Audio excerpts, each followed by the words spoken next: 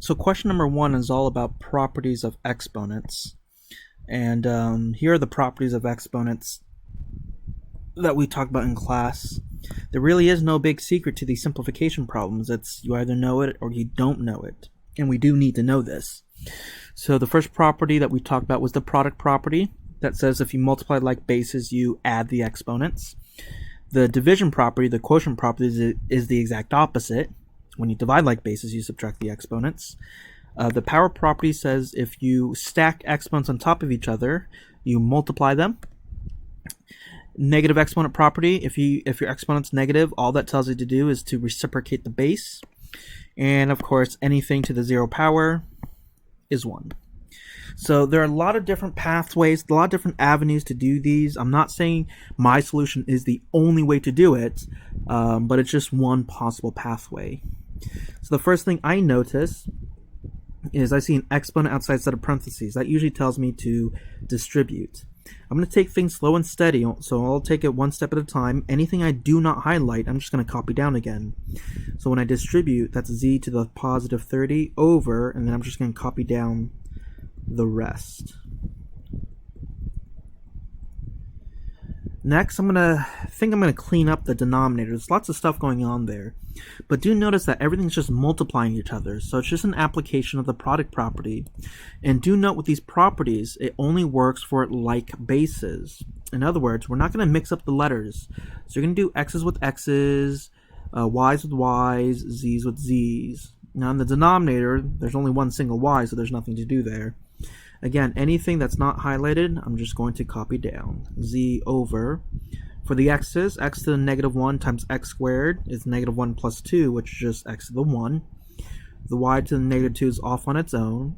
And then the z, negative 1 plus negative 6 is negative 7. Okay. Next, I think I'm going to do the quotient rule because I see the z's are in the numerator and the denominator. Now, I like, instead of doing just always top minus bottom, I like to do big minus small and just put the answer wherever the bigger exponent was. So for the z's case, the 30 is the bigger number, and I'm going to minus the smaller number of negative 7. So that gives me 37. So the answer z to the 37 should be in the numerator. And then last but not least, we have a negative exponent rule, which all that tells you to do is flip the y to the numerator. That is the simplified form for number 1. Okay. Number 2 is literally the same concept. The only thing that's different about number 2 is you're dealing with fractions. And I hate to say it, but at this point, you can't run away from it. You have to be comfortable with fractions. You just got to get over this fear of not liking fractions. Now, if you can't handle fractions, you got to find some way to deal with it. And I don't care if it's with a calculator. You got to find some way to not stress and not take forever when it comes to fractions. But it's just an application of the same properties. So the first thing I notice is an exponent outside of a parenthesis. So I'm going to distribute that exponent. So that gives me x squared, y to the 1, z to the 4. And then I'm going to copy down everything that wasn't highlighted.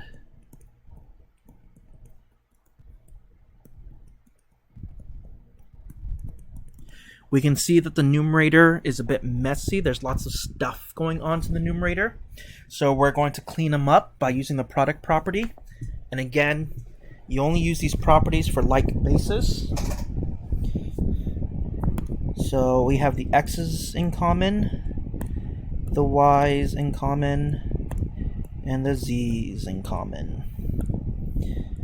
So working with the x's, you add the exponents. So I'm going to do 2 plus a half, which is just 4 halves plus a half, which is 5 halves for the x's.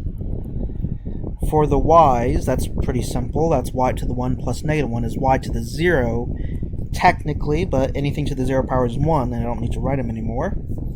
And then for the z's, we're doing 4 plus 5 fourths, which is 16 fourths plus 5 fourths, which is 21 fourths.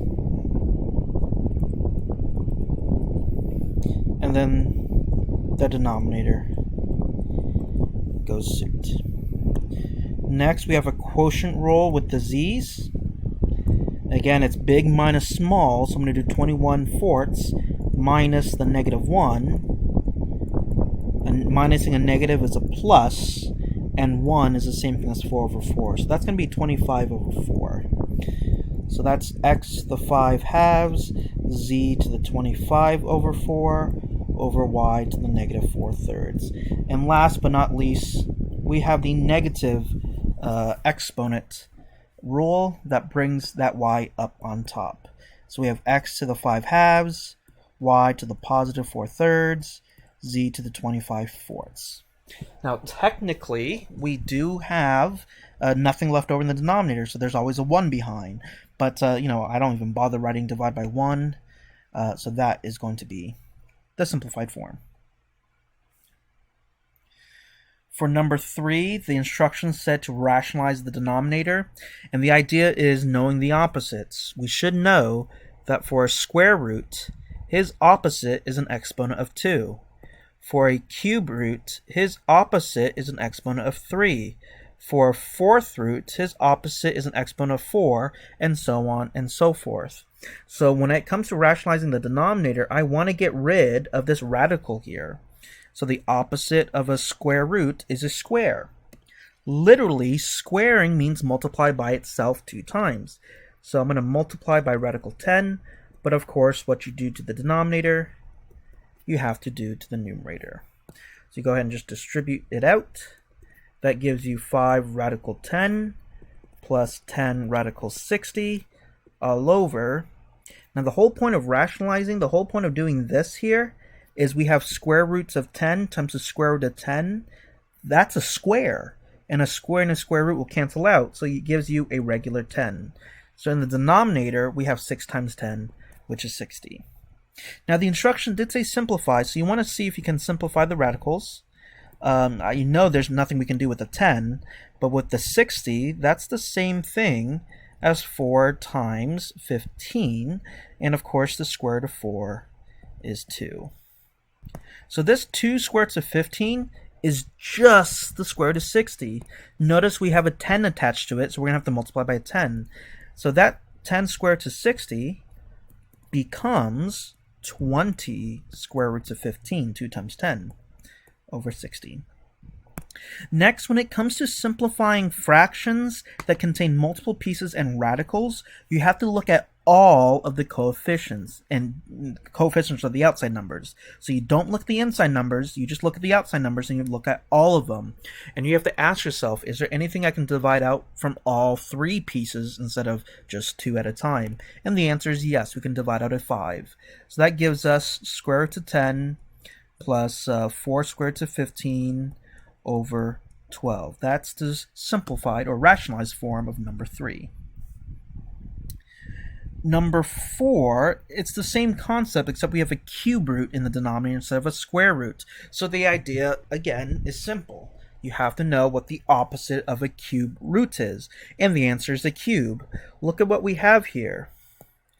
We have just a 5 inside of the cube roots. We want 5 cubed, which is 5 times 5 times 5. This is not meant to be a hard question, but we have one of those 5s. We want 5 cubed, so I hope it's not hard to see that we need 5 times 5, or in other words, 5 squared more. So that's what we're going to multiply by, and since he's inside of a cube root, we're going to use a cube root as well. So we're going to multiply by the cube root of 5 squared, both in the numerator and in the denominator. So multiply straight across gives you 10 times the cube root of 5 squared is 25, all over. And the whole point of this here is that we now have a cube inside of a cube root, so they cancel out to a regular 5. When it comes to simplification, you only look at the outside numbers. Can you reduce 10 over 5? The answer is yes.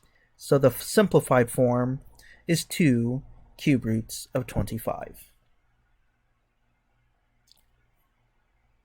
Number 5 is rationalizing when there's a binomial. So we have a square root, so we want to square the individual term in the binomial. And there's really only one way to do that, and that's to exploit this pattern here, the difference of two perfect squares.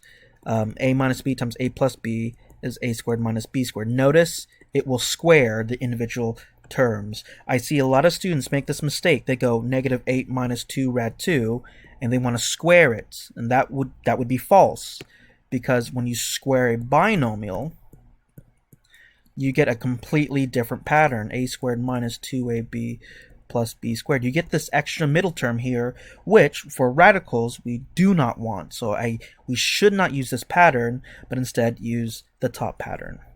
So the idea is just to multiply by the conjugate of whatever it is that you're trying to rationalize. So this is negative 8 plus 2 rad 2, negative 8 plus 2 rad 2.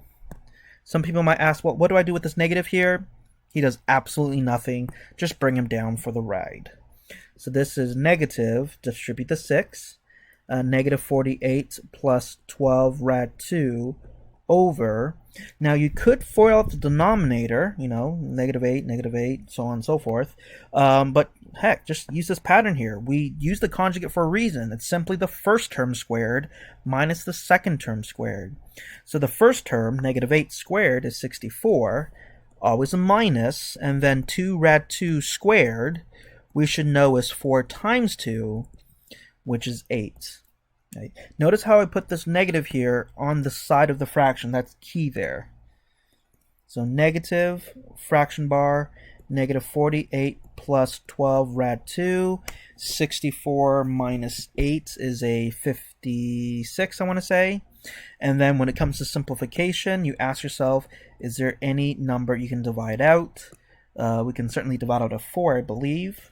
So that's a negative... What's that? Negative 12 plus 3 rad 2 over 1 over 14.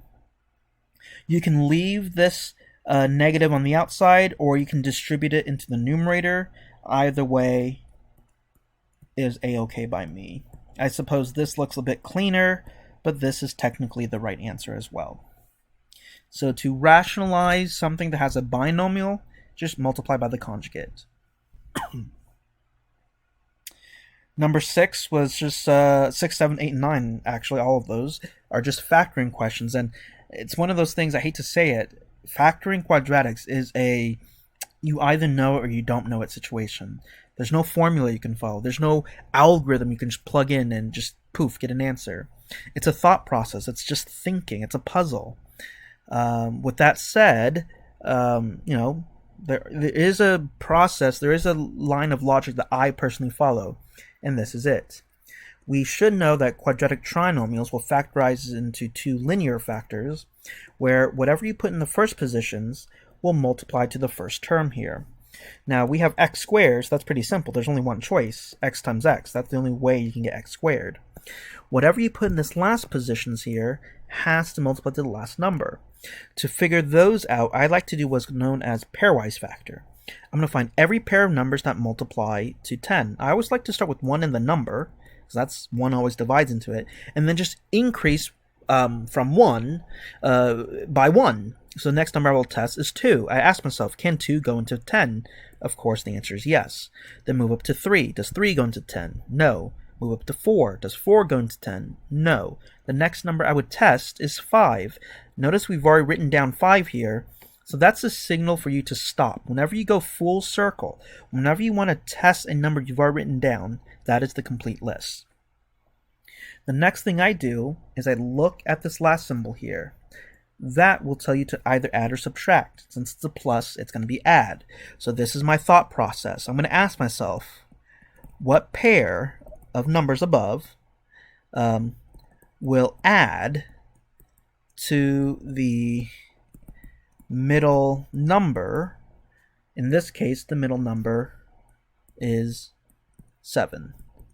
Right? And I hope it doesn't take a lot of thinking to see that, hey, 2 and 5 will add to 7. So those are the numbers I will put. Last thing I need to do is figure out the signs, the pluses and minuses. The way I do is I play a little game. I put down the number separately and set it equal to the middle number with the symbol, so it's -7. Your job is to figure out the pluses and or the minuses that make the statement true. Now this is where the guess and check comes from. If you're not good with mental math or arithmetic, just literally try something, pop into a calculator and see if it's true. But in this particular example, hopefully it won't take you long to realize that -2 minus 5 will give you -7. Those are the symbols, and that is the factored form of that quadratic. So again, it isn't a one-stop-shop formula. These types of problems, you have to know it or you don't know it. And to be blunt, at this stage, pre-calculus, you need to know how to factor. Number 7 is the same thing, except the leading coefficient is not a simple 1. So it does tweak our thought process just a little bit. The first positions does still multiply to the first term, but because it's a 7 this case, 7a squared to be exact, it's not going to be as simple as a and a, but rather 7a and a. Those are the only two natural numbers that you multiply together to get a positive 7. Okay.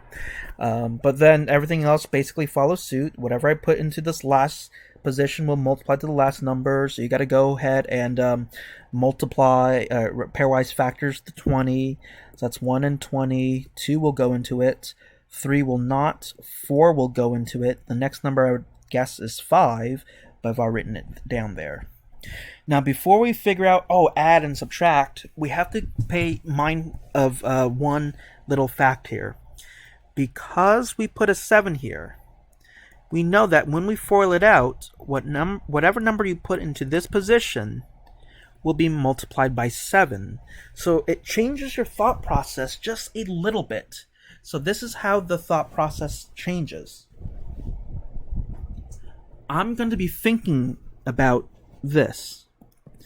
I'm going to ask myself, what pair of numbers such that, ST is such that, when I multiply one of them by 7, and this last symbol here makes you think of subtract, and subtract gets me the middle number of 4. So what pair of numbers such that when I multiply one of them by 7 and then subtract gets me 4? And honestly, I don't know what the answer is. This is the guess and check part. This is the puzzle part. You just got to try it all until you get it right. So let's test the first guy, right? I'm going to multiply one of them by 7. I don't know which one, so let's multiply the 1 by 7. 1 times 7 is 7, and if I subtract it from 20, I get 13, not the 4 that I want. So let's multiply the 20 by 7. Well, I'm not going to even bother because I know 20 times 7 is a ridiculously big number, and it will not subtract to a 4, so I can actually just skip it. You can use some common sense. Let's test this row here. So let's multiply the 2 by 7. So 2 times 7 is 14, minus the 10. Minus the 10, it gives us the 4 that we want. So in this case, I was lucky. I got it on my second guess. I've done factoring problems where it took me the third guess, the fourth guess, the seventh guess. So just keep sticking with it until you get it right. But in this case, I found it. 7 times 2 is 14 minus 10 gives me the 4 that we want. So it has to be 7 times 2, which means the 2 has to go here and the 10 has to go here. So the numbers that I'm playing with are 10 and 7 times 2, which is 14, and it needs to be a positive 4 in the middle. So play with the symbols, play with the pluses and minuses, play with this puzzle. Hopefully you figure out it is -10 with the positive 14. That means the 10 will get a minus, and then the 2 gets the plus. Let me rewrite it all cleaned up. That means the factored form is 7a minus 10 times a plus 2. That is the factored form for number 7.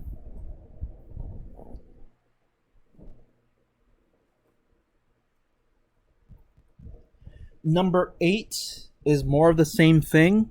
But in this particular case, the leading coefficient has more than one possibility. 6 could be 1 and 6 or 2 and 3. How do you know which one's the right one? Well, you don't. You just gotta try them all. So if I factorize this guy, what I put in the first position, it could be an n and a 6n, or it could be a 2n and a 3n. I just don't know until I just gotta try them both. And that's basically the main idea with these quadratics factoring. You just have to be good at it. You just gotta have lots of practice, good mental math, so on and so forth. So I'm not gonna spend time going through all of it. I'm gonna assume by now, up to this point, you get the idea. Guess and check all you want. It turns out it will not be this one, but rather 2n plus 1 and 3n plus 1. That is going to be the factored form for number 8. Number 9 looks like a quadratic, but it's m to the 4th power instead of a regular quadratic squared. But this sort of has an interesting pattern. Notice that this exponent is exactly twice as much as that exponent, and it ends in a regular number. So it behaves like a quadratic even though it doesn't look like it. To make him look like a quadratic, we can use a variable substitution. We can let the letter u, or whatever variable you want, equaling the middle variable part, which is the m squared. That will transform this problem into u squared plus u minus 30, which I hope, now that it looks like a regular quadratic, you can factorize it like normal. U and u, that's going to be a plus 6 minus 5. The only thing I would say is that the original problems was in terms of m's, not u's. So after you factor it, wherever you see a u, go ahead and back substitute the variable substitution that you did. Change it to m squared plus 6, m squared minus 5. That is the factored form of the original quartic function. Number 10, I'm asking you to factorize, and it gives you 4 pieces. More likely than not, if I ask you to factorize and it gives you 4 pieces, the technique is factor by grouping. What you do is you look at these as 2 separate problems. First 2 and the last 2. And notice how in the second highlight, I included the symbol as well. You always want to do that. So the way you set this up is you group the first 2 terms in its own parentheses, 16k cubed minus 4k squared, always a plus symbol, and then put the last 2 terms in its own parentheses, including the symbol, so plus 20k minus 5. Notice here, this plus sign is always there, and this plus sign came from the original problem. And then you just go ahead and factorize out the GCF, greatest common factor. So from the first group, I can pull out a 4k squared. That leaves behind a 4k minus 1. And from the second group, we can pull out a 5, leaving behind a 4k minus 1. Your goal for factor by grouping is to get these 2 parentheses to be the same. And if they are the same, which is what we want, you can go ahead and factorize them out. And we do know that in any regular factoring, you always put the leftovers in its own parentheses. And I hope we can see that the leftovers here are the 4k squared and the plus 5. So this is the factored form of the cubic expression. Number 11 is a multiplying rational expressions. And as I said in the lesson, when it comes to multiplying or dividing rational expressions, it's sort of ironic. You don't do any multiplying or dividing at all. It all boils down to, with most rational things, it all boils down to factoring and canceling. That's all you do. So when it comes to multiplying, dividing rational expressions, for me at least, you never have to multiply, divide. Just factor and cancel everything. So in this instance, I can certainly factorize this guy. I can certainly factor this guy. I can certainly factor that guy. And the second denominator, he's just a regular 2k plus 1. There's not much we can do there, so we'll just leave him alone. So go ahead and factorize using your normal skills, your normal knowledge. So for the first numerator, the yellow, he will factorize into 2 parentheses, 2k and k. So what's this going to be? This is going to be a minus 5 on the right and a plus 1 on the left. Yep. The first denominator, the blue, it's only 2 terms, so you can do GCF. You can factor to 2k squared. That leaves behind a k plus 1 times the second numerator, the orangish-reddish thing, you can factor to 2k squared, leaves behind a k minus 1, and then in the last denominator, not much you can do there. It stays as 2k plus 1. Once you factorize everything, just cancel like crazy. We can cancel out the 2k plus 1s. We can cancel out the 2k squares. And that's it. Now, again, as I said before, you actually don't need to multiply out for me. Different teachers will tell you different things.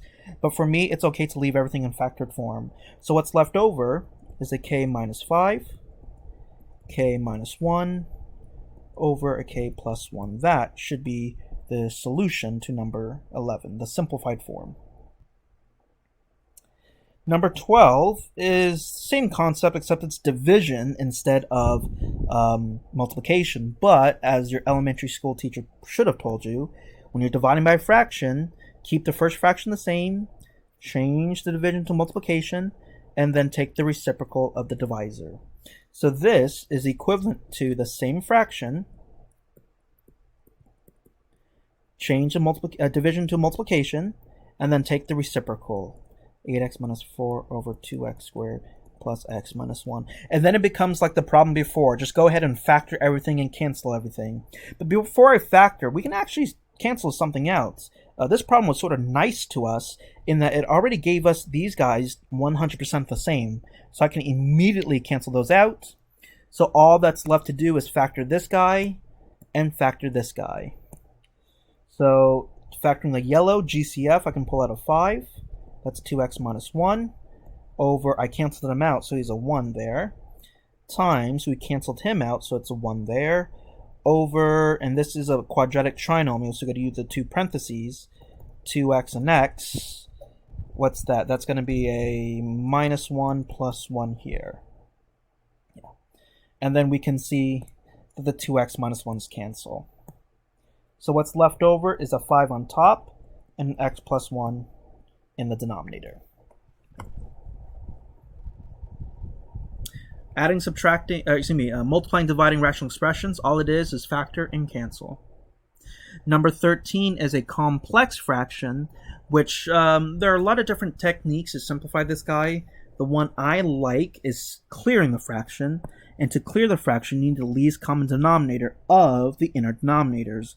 What I mean by the inner denominators is the a plus 4, a, 3, and 3. I need the LCD of those pieces.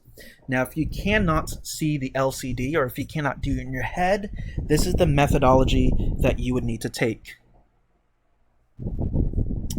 What I'd like to do is list the denominators stacked on top of each other. So an a plus 4, an a 3, and a 3. And then you go ahead and factorize everything. I can't factor an a plus 4, so it stays together. And do note I use parentheses because the a and the plus 4 are attached together as 1. Can't do anything with the a, can't do anything with the 3, can't do anything with the 3. So the LCD, you start with the common factors, and hopefully this example is simple enough where there's only one pair of common factors, the 3. Next, any factors that are not grouped together, any leftover factors you have to include. So I have a leftover factor of a, we have a leftover factor of a plus 4. Everything is timesing each other, so this sort of looks weird because we like to put numbers in front of letters. So I'm gonna rewrite this as 3a, a plus 4. So that's the LCD. Once you identify the LCD, it's time to multiply every single term by the LCD. So what I'm going to do is I'm going to rewrite the problem, but give myself some space.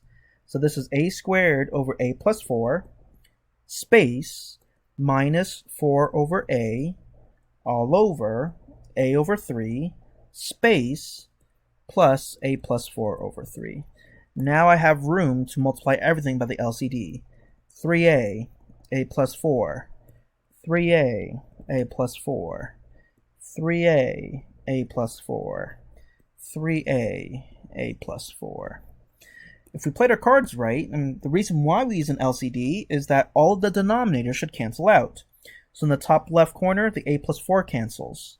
Top right, just the a. Bottom left, just the 3. Bottom right, just the 3. And then all that's left to do is just multiply it all out. What's left over? So what's left over in the top left is an a squared times 3a, which is a 3a cubed. What's left over in the top right is the 4 distributing into the a plus 4. But do note, be very careful. Anytime you have a subtraction, you must distribute the negative as well. So when I distribute here, I'm not going to distribute a 4. I'm going to distribute a minus 4. So that gives you a minus 4a minus 16. All over here, we have a times a is a squared. And then I'm going to distribute it into the a plus 4. So that gives you an a cubed plus 4a. And the bottom right corner is probably the hardest bit. Bottom right corner, we have a plus 4 times an a times another a plus 4. So that's going to be a times a squared plus 8a plus 16. And then distribute the a, gives you an a cubed plus 8a squared plus 16a. So that's in the bottom right corner. Plus a cubed plus 8a squared plus 16a. And then you go ahead and combine like terms. Nothing we can do in the numerator. So that's 3a cubed minus 4a minus 16. Over in the denominator, we have these like terms. And we have these like terms. So we have 2a cubed plus 8a squared and plus 20a. That is as much as we can do.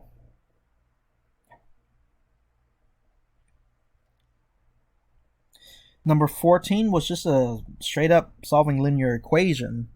Again, lots of different ways to do this. You can probably do a lot of steps in your head. I'm just going to show it one step at a time using my general techniques and hints. First hint has always been to simplify the problem by breaking down the parentheses. Parentheses are usually held up by distribution, so that should be your first step there. Giving you a 2x minus 10. Anything that's not highlighted, just copy down. Negative 15x minus 15 plus 1. Second step is to simplify both sides but combine like terms. So I got like terms here, and I got like terms here. So we have 2x minus 14 equals negative 15x minus 14. And then, get all the variables on one side, get all the regular numbers on the other. Hopefully we can do two steps at once. I'm going to add 15x to both sides. And then I'm going to add 14, different color, add 14 to the other side. This gives me 17x, this is gone, equals, this is gone, 0, because this is gone as well. And then divide both sides by 17, you get x equals 0. 15 is also a linear equation, but it has an absolute value in it. And the idea is that before I can do any solving, I need to get the absolute value by itself. So I hope it's very obvious to see that once I highlighted the absolute value, that it's this 10 that we need to get rid of first. So to get rid of that 10, it's a simple matter of subtracting. So we get absolute value of 3n minus 3 equals 33. So how in the world do we tackle this absolute value? Well, recall the definition. Absolute value of whatever I can put inside an absolute value, it will always give me one of two things. It will give me the identical thing right back out, or the exact opposite. Now, it will give you the exact same thing right back out if what you put into it was non-negative. And it'll give you the exact opposite thing out if what you put into it was negative. So here's our problem. In our equation, what we put inside of the absolute value contains a variable, 3n minus 3. And because n could be anything we want, we don't know if that whole expression is positive or negative. So as mathematicians, we have to hedge our bets. We have to consider both cases. So, by definition, let's apply it. This absolute value 3n minus 3 could give me the exact same thing right back out, which, according to the problem, equals 33. Or by definition, it could equal the exact opposite thing out. And to do the opposite, you just wrap it in parentheses and slap a negative in front, which equals 33. Now you have two equations without absolute values, which I then hope we can solve easily. Let's start with the left. Add 3 on both sides. Divide out the 3, you get 12. On the right equation, you can go ahead and distribute the negative, or what I like to do is I like to divide out the negative. That way I can follow the same steps as the left equation. So you have 3n minus 3 equals negative 33. And then just go ahead and solve it as normal. Add 3 to both sides. 3n equals negative 30. Divide out the 3, n equals negative 10. Now, to be a good mathematician, you should always check your answers. But take a look at the problem before we apply the definition. It was absolute value equaling a positive 33. That's a pretty simple equation. Typically, if you trust your math, if you trust your skills, if you trust your arithmetic, your steps, your calculations, if your absolute value equation just equals a simple number, whatever answer you get is whatever answer you should get. You usually don't have to check your answers unless there are variables on both sides. And in this case, I think we can trust our math. Number 16 is just a simple quadratic equation, and I gave you a hint on the test or quiz. I told you it was factorable. But you know what? Honestly, I didn't care what method you use. You solve it by factoring, completing the square quadratic formula. As long as you get the right answer, that's all I care about. But if you're going to solve it by factoring, the general idea is you want to get everything onto one side. So, because we want 0 on one side. So what we're going to do is we're going to minus the 8. Get away, keyboard. Minus the 8. Oh, let's change numbers here, or colors here. And I'm going to minus the 4p. That gives us 0 on the right side. So you have 49p squared minus 28p minus 32 equals 0. And then all you got to do is factor this guy. So parentheses, parentheses, 49. It could be 1p and 49. Or it could be 7p and 7p. I don't know yet, so I'm going to have to test both. So the last numbers are 32, 1 and 32, 2 and 16, 4 and 8, 5 and 6 and 7. Okay, so that's it. The last symbol, subtract. I have a feeling it's probably going to be 7p and 7p, so I'm going to check that first. So I have to multiply both of them by 7, subtract them, and get 20 in the middle. So I think the 32 times 7 is pretty big. I'm going to guess from bottom to top. So you don't have to go from top to bottom. You can guess bottom to top. So 8 times 7 is 56. 4 times 7 is 28. And then when I subtract them, I get 4, 24. Oh, actually 8. I can't subtract. Yeah. 8, 28. That's exactly what I want. So I know it's going to be 4 and 8. 4 and 8.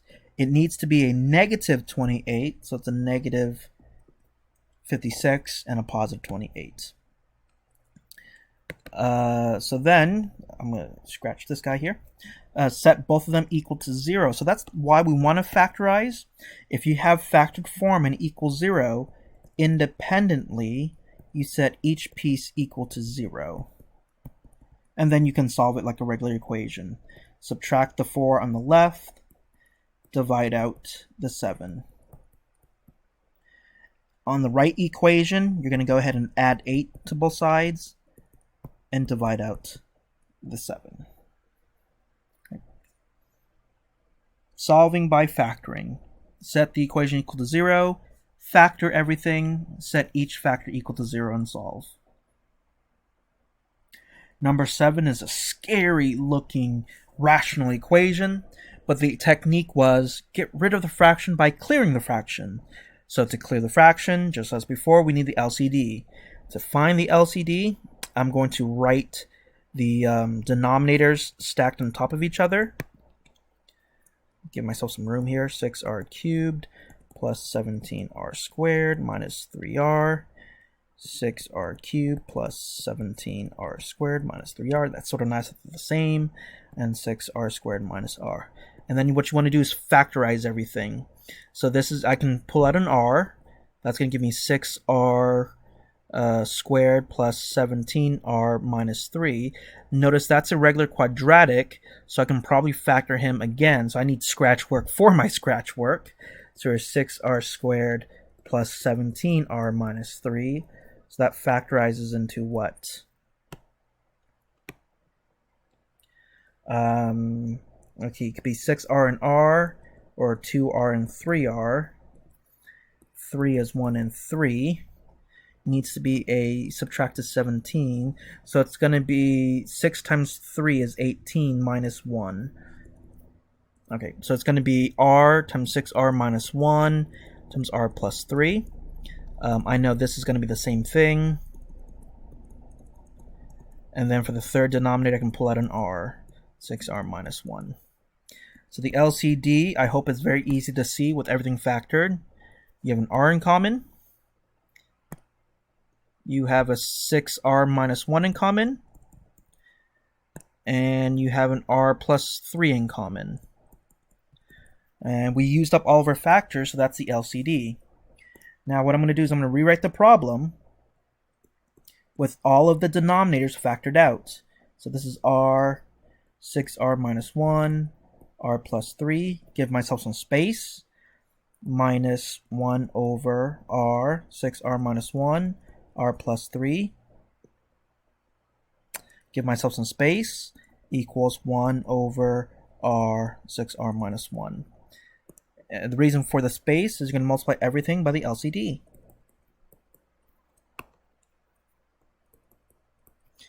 R, 6r minus 1, r plus 3. Should probably close the parentheses there. R, 6r minus 1, r plus 3. So what looks like a really, really big, intimidating problem, hopefully, turns up to be simple because all of the denominators will cancel out nicely.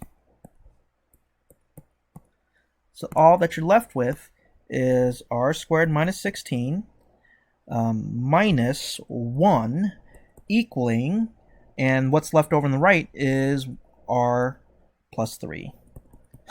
So believe it or not, that big, gigantic problem ends up being a simple quadratic equation. So to solve quadratic, you want to move everything into one side. Minus 3, minus 3. So we get an r squared minus r, and then we have a minus 16, minus 1, and a minus 3. Gives us a minus 20 equals 0. Solve it by factoring, quadratic formula, completing the square. This guy is factorable.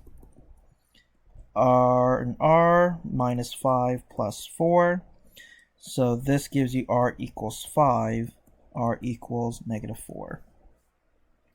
Now, the one thing with rational equations is it's not a choice, it's not an option. You must check your answers, but you only need to check them against the denominators. So in our problem, our denominators in factored form were r, 6r minus 1, r plus 3, and r, 6r minus 1.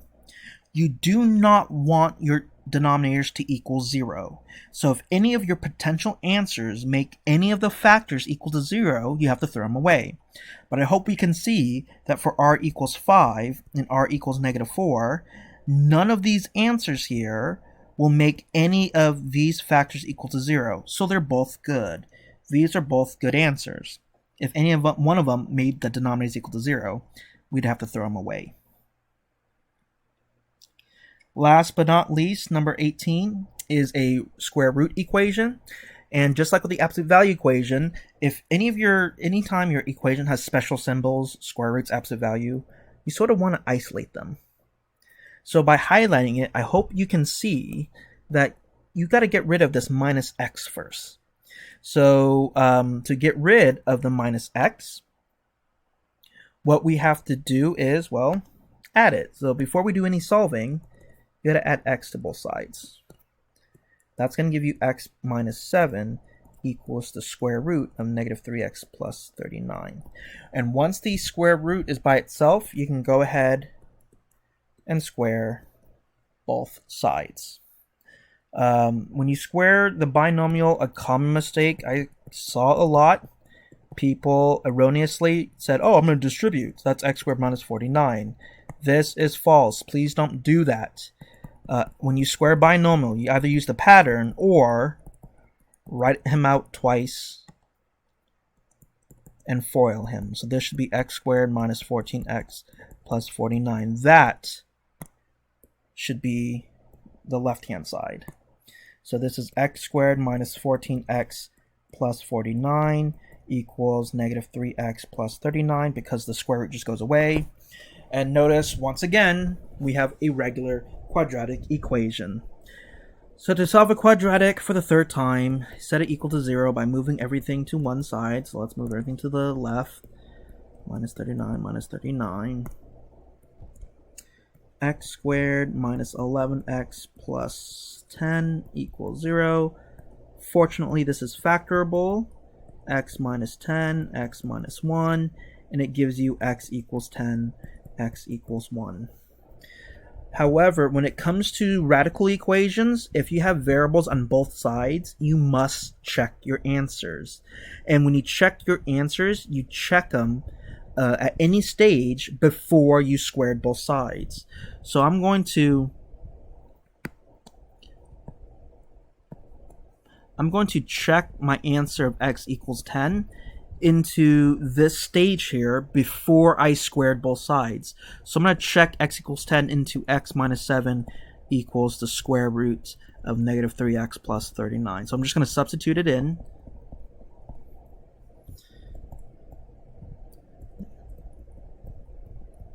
And then do math. 10 minus 7 is 3.